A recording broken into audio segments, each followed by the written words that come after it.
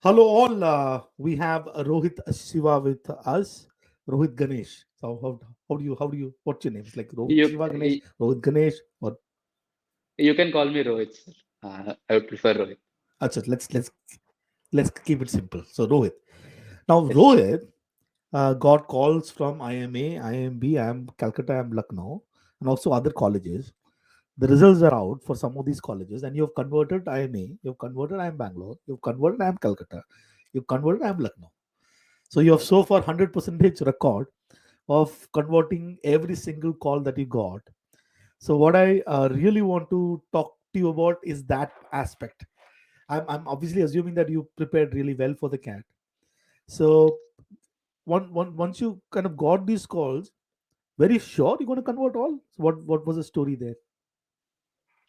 I would say I wasn't sure that I would be converting all. I know that I would be converting at least one.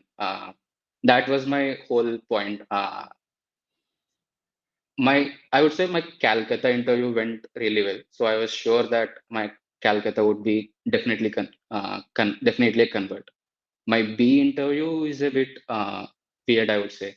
Many people tell that, I mean, if you start your interview without answering 8 of the first 10 questions, you wouldn't clear it. But first 10 minutes of my B interview was like the panelist took my grade mark sheet, BTech graduation mark sheet, and he picked out subjects from my first year, second year, and obviously I did my BTech 3 years back, and I don't remember much about it. But he picked out subjects and he was asking me questions from it, and I realized that this is a stress interview.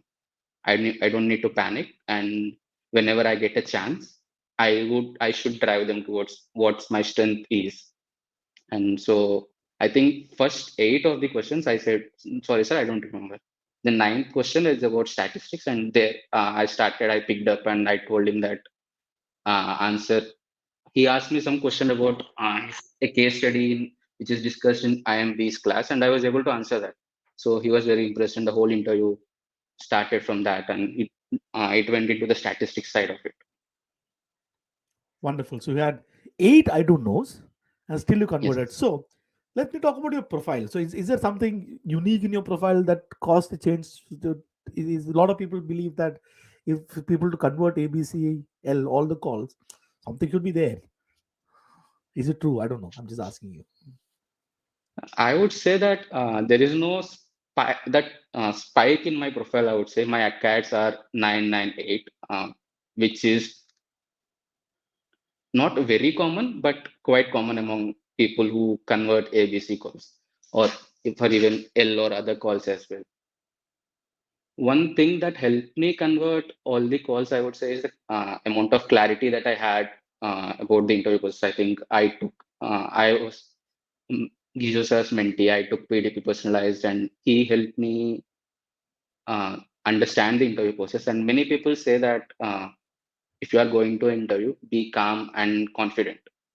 But how confidence builds is having that clarity of mind and knowledge and clarity of thought, or how to speak an interview and how to guide the interview in the direction we want. That is something I learned during the mock interview processes and discussions with Jesus sir and other mentees at CL as well. So tell me something. Did you have a lot of extracurriculars in your? So you said you got 8th grade, no, in your graduation. That's what I heard. Yes, sir. 10th, 9th. So it's like a decent one. It's not amazing, but Yes, not bad, but pretty decent. I'm guessing. So did you have a yes. lot of extracurricular activities during your college days? To say in IMA form, we have these extracurricular activities. We have to fill extracurriculars only if it is national or international or anything. I just submitted my form blank. I didn't have anything to fill there. But otherwise, what did you do during college days? It's like, I ah, had some positions of responsibilities. I mean, I was involved with clubs which organized our cultural fest at NITC Ragam, and during my time at Tata Motors, I was also involved with their fest. But those are the only positions of responsibilities I had. Uh, Nothing very serious or nothing that something you would consider a spike. Yeah, that one people say that to convert calls, you need to have extraordinary extracurricular activities. No, that is not. Rohit is kind of saying that no, I can be a normal human being doing normal stuff, but with a sense of clarity. So, what when you say clarity, what is to talk me through? What do you mean by you having a sense of clarity? What does it mean? Uh, Talking about clarity is something is why you want to do an MBA. I think understanding your past profile, where you are coming from and what you are doing currently, and how if you add an MBA to it, how much value does it add? How does it add? And what are you going to do after going to that MBA college? And understanding yourself perfectly. I mean, what are your strengths and what are your weaknesses? Having that clarity helps. And also, if you understand your strengths, you can drive the interview in the direction you want. I think in my A interview, I was asked a question about my BTech major project. I know that I don't remember much about it. So I just told him what the major project is and applications are. And I know if the interview goes in that direction, I would surely flunk it. So what I told is, this is the project that I worked on. But what interested me most was the work that I did in CS. And I gave him one project I did there, and he started questioning me on that project. That happened because I had clarity that this is my strength and this is my weakness. So what you're telling me is a sense of clarity is that before getting into the interview room, or in this case, most happen in Zoom, so before getting in the interview, you are very sure what are sort of your talking points, what are the things that you want to project. Yes, And I'm also guessing that this all you've been absolutely truthful in their process, not like something that you cooked up from here and there. You just told them what you did, but you knew yes, exactly what you want to tell them. I think that's what I'm hearing. Yeah. yes, sir. And I think that's where the mock interviews helped. I think I took first and second mock interviews. I had discussions with you, and you clearly told me, note down your talking points and add details to it. Before every interview, that's what I did. I looked into my talking points. I looked into where I can get these talking points into the picture in an interview. Wonderful. Uh, Going to your preparation for the CAT, this is your first attempt, you said. Yes.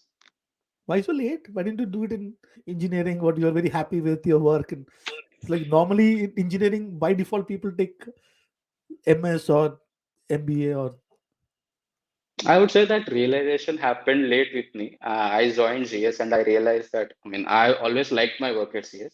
And I realized that to grow in CS, I need an MBA. To grow in my role and to get into that next role, I need an MBA. That's why I think that realization happened late with me. I, if I look back, I would say that I started late, but it is what it is. Yeah. By the way, as your mentor, I had got 4 calls, ABCL. I did not convert all. I converted only B and C, which is good now. You have converted everything. Getting back to another aspect. So you were working with ZS, and Yes. I'm guessing that the work would have been pretty hectic. I'm sure that you had to do a lot of work. You had to Yes. prepare for the CAT. So what was your? Did you put in a lot of effort? What was your journey with respect to preparation for the test? I would say I know when I started my career journey, I know that it was going to be tough because GS is a consulting firm, and as you know, consulting is an industry which is a demanding field. I had to consistently put around 10 hours per day. But I had this clarity that I want to keep both work and CAT preparation separate. So what I used to do is I used to wake up at 5 every morning and study till 10. That was my CAT preparation time. That is my bucket where I finish my CAT preparation. 5 a.m. And to 10. One second. Didn't I hear it right? 5 a.m. to 10 yes, a.m. That's yes. 5 hours. In between there are some breakfast break and Okay, so let's say at least 3 hours, minimum 3 4 hours. I'm guessing 3 4 hours. Yes, sir. Yes, sir. every day. Okay, wonderful. So 5 to 10, you did that. Then what? And at 11, I used to start my work, which used to go till 8 9, and then at 9 I used to relax a bit and sleep by 11. Oh, simple day. It's like you wake Mm. up early. You do one task, which is your CAD preparation. Then you do a Yes, second task, which is your work. Then yes, you sir. relax and then go to sleep. And this you did it consistently. Yes, sir. Any fun? That is But it's what, okay, so you were saying uh, something. Sorry. that is what really matters, is what I think. Consistency. I mean, you put in 3 hours, you put in 4, or you put in 6. Putting it daily is what really matters. I think you said it in your first lecture, said 3 hours is 1,000. That consistency is what really matters, and that I really agree with. It doesn't matter if you put 3 or 6, but put it consistently. And yes, sir, you are asking.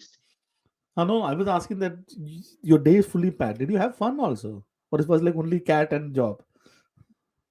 I did have some fun over weekends, sir. I used to go out a little, but yeah, it is some sacrifice. I know that doing cat prep along with job as such as CS, I would have to do that sacrifice over social life. So I realized it early, and I was okay with it, because getting into B school is a dream to many, and it is a dream to me as well. So I was okay with sacrificing social life for uh, for a year, I would say. Okay. I hope that you will not sacrifice anymore when you go to the B school. Or if you're still planning to do that. No. What is Whatever happens, I'll take. whatever happens, happens. Wonderful.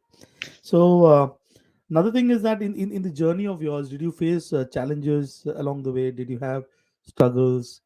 Or it's like what, a smooth ride? Your mock score was always good. What was it?